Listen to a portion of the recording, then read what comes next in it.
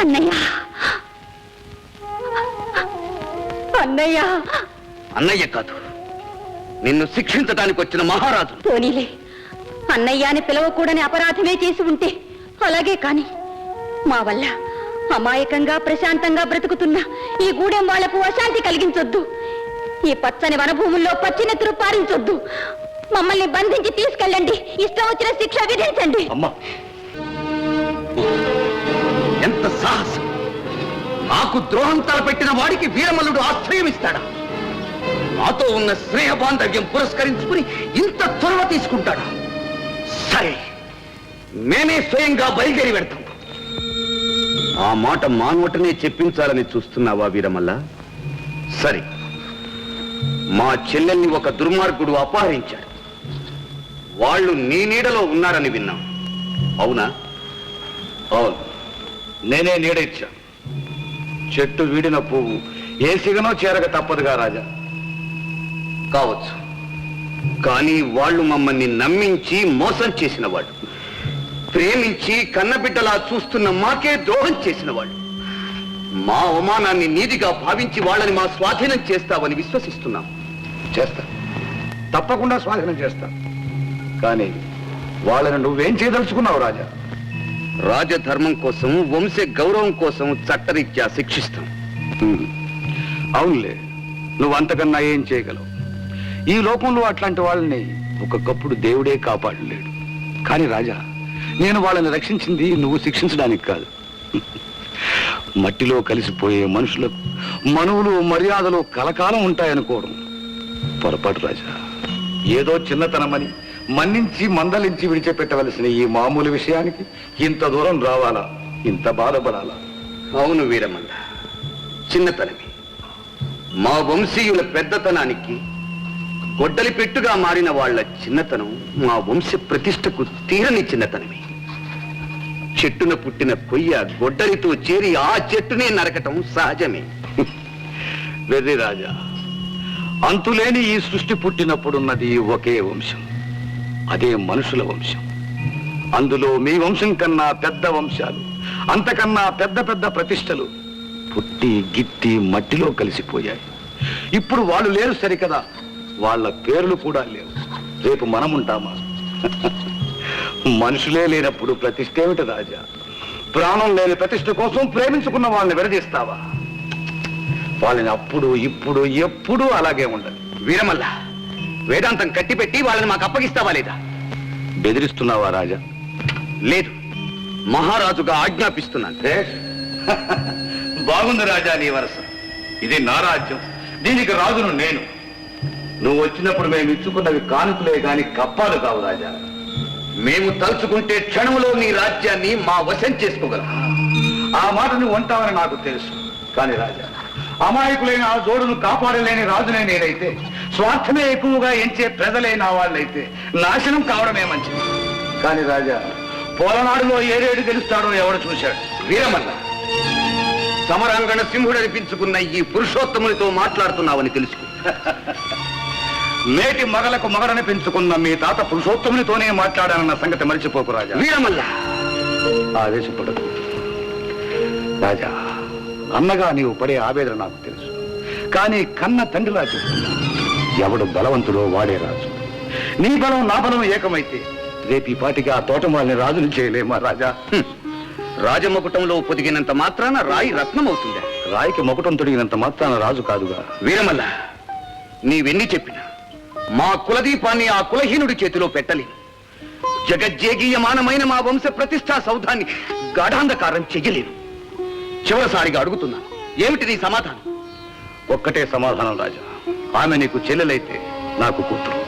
ఆమెకు పెళ్లి చేసి పసుపు బట్టలతో పారాణితో పల్లకి ఎక్కించి పంపుతానని బాస చేశాను. చేసిన బాస తిరగడం ఈ వీరమల్లుని జీవితంలో లేదు రాజా. వీరమల్ల, అలా ఎన్నటికీ జరగదు.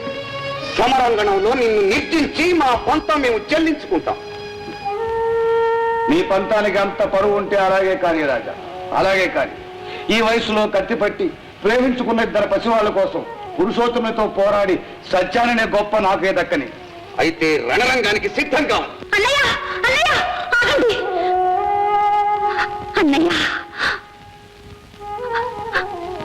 అన్నయ్య అన్నయ్య కాదు, నిన్ను శిక్షించడానికి వచ్చిన మహారాజు. పోనీలే, అన్నయ్య అని పిలవకూడని అపరాధమే చేసి ఉంటే అలాగే కాని మా వల్ల అమాయకంగా ప్రశాంతంగా బ్రతుకుతున్న ఈ గూడెం వాళ్లకు అశాంతి కలిగించొద్దు. ఈ పచ్చని వనభూముల్లో పచ్చినెత్తురు పారించొద్దు. మమ్మల్ని బంధించి తీసుకెళ్ళండి, ఇష్టం వచ్చిన శిక్ష విధించండి. అమ్మా, నీకిన్నాళ్ళు నీడ ఇచ్చి కాపాడింది మహారాజుకు అప్పగించడానిక? అయ్యా, మమ్మల్ని క్షమించండి. కన్న తండ్రి కన్నా మిన్నగా చూసి ఆదరించారు. మీ రుణం జన్మ జన్మలకు తీర్చుకోలేము. మీ ఆశీర్వాద బలముంటే ఈ జన్మలో కాకపోయినా వచ్చే జన్మలోనైనా భార్యాభర్తలమై సుఖపడగలుగుతాం. అంతేగాని ఈ చిన్న విషయానికై ఈ గూడెల్లో అమాయకుల ప్రాణాలు బలి చేస్తే వాళ్ళ ఉసురు తగిలి కలుసుకోకుండా జన్మ జన్మలకి కుమిలిపోతాం. ఏది ధర్మం అంటారు చెప్పండి. ఏం చెప్పమంటావు తల్లి? విధి చేసిన వింత గొలుసులు మీతో పాటు నన్ను కట్టివేశాయి. భగవంతుడు ఆడించే బొమ్మలాట చూస్తూ నవ్వుతూ ఏడవడం తప్ప నేను మాత్రం ఏం చేయగలను తల్లి? వెళ్ళిరా అమ్మా, వెళ్ళిరా. రాజా, తీసుకెళ్ళు. వీళ్ళకన్నిటితో నీ వంశానికి ఏర్పడిన కలంకాన్ని కడిగేసుకో. నీ ప్రతిష్ట శాశ్వతంగా నిలబడు. వీళ్ళని బంధించి తీసుకురే. రాణుము గారు, బాధపడకు గౌరీ.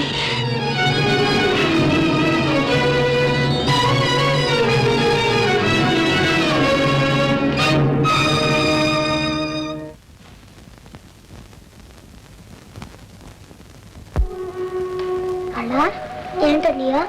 అత్తేను ఆ తోటమాలి కృష్ణను బంధించి తీసుకొచ్చారు. రేపు వాళ్ళని చంపేస్తారట. ఎందుకు? ఎందుకేమిటి? అత్తయ్య తోటమాలి కృష్ణను ప్రేమించినందుకు. ప్రేమిస్తే చంపేస్తారా? అవును, రాజులు అంతే అట. బాబు, ఏమిటి అలా కూర్చున్నారు? అన్నం తిందిరిగండి. మాకేం అక్కర్లే, మాకేం అక్కర్లా. ఎందుకని? కోపం వచ్చిందా? ఎంత కోపం వచ్చినా అన్నం మీద మాత్రం అలగకూడదు. నా బంగారు తల్లి కదూ, నా బాబు కదూ. చూడండి ప్రభు, పిల్లలు ఎందుకు అన్నం తినడం లేదు? ఏం బాబు, ఆకలి కావటం లేదా? మరి ఎందుకు తినరు? నేను ఒక మాట అడుగుతాను నాన్నగారు, దానికి ముందు మీరు సమాధానం చెప్పాలి. ఏమిటి బాబు? మీ తర్వాత రాజు ఎవరు? ఇంకెవరు? నా ఏకైక వారసుడివి. నా తర్వాత నువ్వే మహారాజు. వద్దు నాన్నగారు, వద్దు. నేను రాజును కాదు, నాకు రాజ్యం అక్కర్లేదు. అదేమిటి బాబు, ఎందుకు అక్కర్లేదు? మీరు రేపు మా అత్తయ్యని చంపుతారట్టుగా నేను రాజునైతే మీలాగే మా చెల్లెల్ని చంపవలసి వస్తుంది. నేను పని చేయలేను నాన్నగారు, నా చెల్లెల్ని నేను చంపలేను. బాబు, నేను అనుభవించే ఈ నరక వేదన మరెవ్వరికీ వద్దు. అత్తయ్య వేసిన తప్పుటడుగు మన వంశంలో మరెవ్వరూ వేయకూడదు. అందులో తప్పే ఉంది నాన్నగారు. చెల్ల ఏం కోరినా అన్నయ్య ఇచ్చేవాళ్ళది మీరేగా చెప్పారు. మీరు చెప్పిన మాట మీరే తప్పుతారా? బాబు, ప్రేమించినందుకు అత్తయ్యని చంపుతారా? బాబు, చెల్లయ్య కోరిక కాదంటారా? బాబు, ఇది అన్యాయం కదా, అక్రమం కదా? చెప్పండి. బాబు, చెల్లాయి కోరితే ఒక్క బొమ్మే కాదు, నీ రాజ్యమైనా సరే ఇచ్చేయాల్సి. నా చెల్లాయి విజయ్ ఎప్పుడైనా ఏదైనా కోరితే నేను కాదన్నానా? ఎందుకు కాదంట? మంచండి, మంచండి, మంచండి. ఈశ్వర,